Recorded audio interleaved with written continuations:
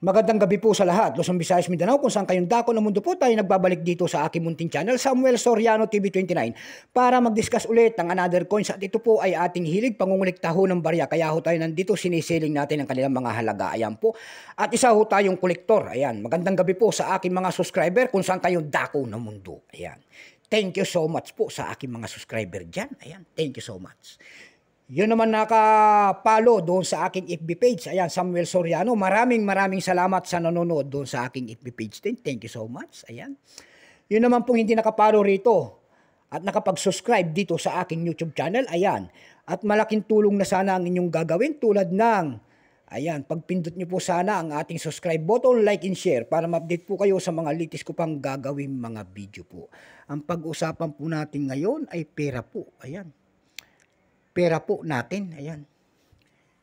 Year 1994, ayan. Makikita nyo po ang isang imahe ng isang lalaki, ayan. Siya po ay si Marcelo H. Del Pilar in Mint Mark in the year 1994 in the Republika ng Pilipinas.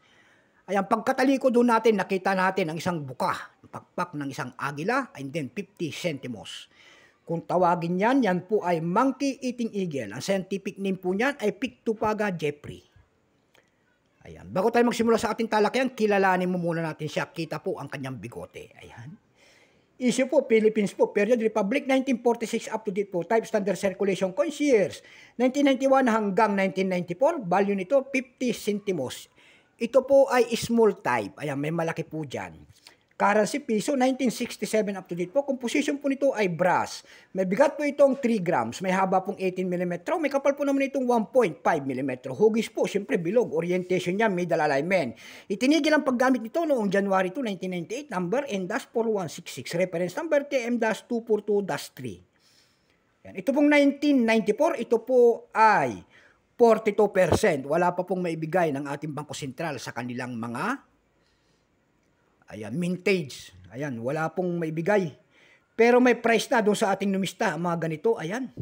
Pineresyon na po ng ating mga kolektor, ayan.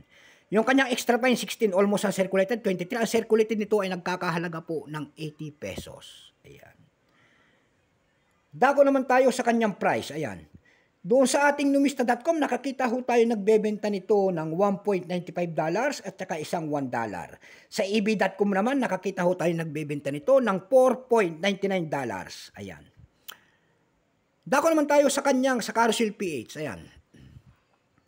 Sa Carousel PH po, nakakita ho tayo nagbebenta noon ng 100 pesos. Ayan. And then, 30 pesos. And then, mayroon pang pinakamaliit doon, nagkakahalaga po ng 20 pesos. Ayan lamang po ang aking may babahaging kanyang presyo at sagad na. So hanggang dito na lamang po, Luzon, Visayas, Mindanao, kung saan kayong dako ng mundo po. Keep safe po sa lahat and God bless.